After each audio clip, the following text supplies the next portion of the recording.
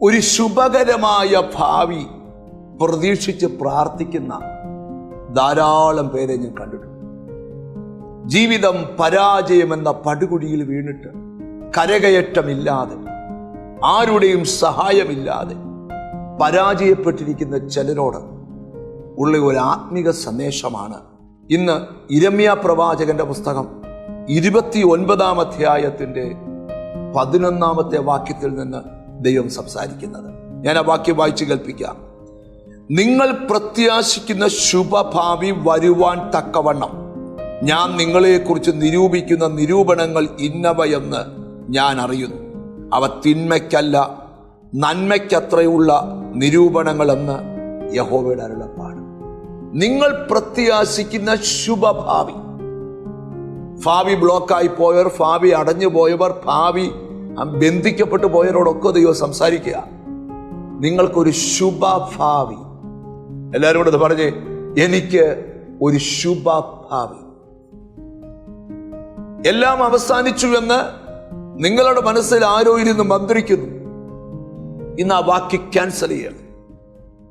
കർത്താവ് എനിക്കൊരു ശുഭഭാവി വെച്ചിട്ടുണ്ട്. യോസഫിനെ ഒരു പൊട്ടക്കുഴി കൊണ്ട് ഒതുക്കി കളയാമെന്ന് സഹോദരങ്ങൾ വിചാരിച്ചു. പക്ഷെ ദൈവം അവന് സ്വപ്നം കൊടുത്തു, യോസഫേ, നിനക്കൊരു ശുഭഭാവിയുണ്ട്. ഞാൻ ഇന്ന് എന്താ പറയാൻ പോകുന്നത് ശ്രദ്ധിച്ചേ. വചനത്തിൽ കൂടെ നിനക്ക് ലഭിക്കുന്ന സന്ദേശങ്ങൾ, ഉറക്കത്തിൽ നിനക്ക് ലഭിക്കുന്ന സ്വപ്നങ്ങൾ, ദർശനങ്ങൾ, വെളിപ്പാടുകൾ, ഏതെങ്കിലും തരത്തിലുള്ള ദൈവിക ഇടപെടലുകൾ നിന്നോടുണ്ടെങ്കിൽ ഓർത്തോണം, അതെല്ലാം നിന്റെ ശുഭഭാവിയെക്കുറിച്ചുള്ള ദൈവത്തിന്റെ വാഗ്ദത്തങ്ങളാണ്.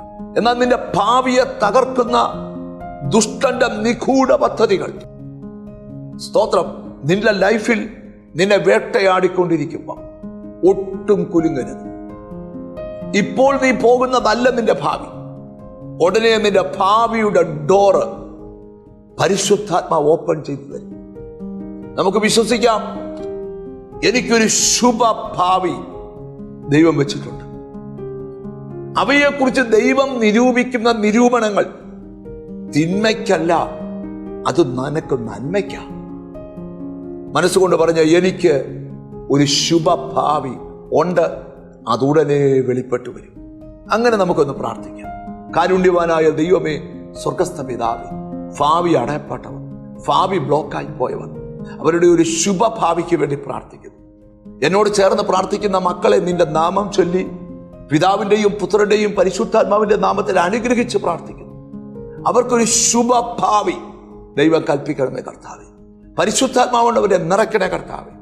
അഭിഷേകം കൊണ്ട് അവരെ പുതിയണമേ കർത്താവേ.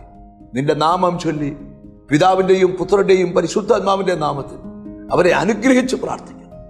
യേശു ക്രിസ്തുവിൻ നാമത്തിൽ തന്നെ ആമേൻ. ഈ ദിവസങ്ങളിൽ ഒരു ശുഭഭാവി നിനക്കുണ്ട്. ദൈവം അങ്ങനെ ഒരു വഴി തുറക്കാൻ പോവാ. God bless you.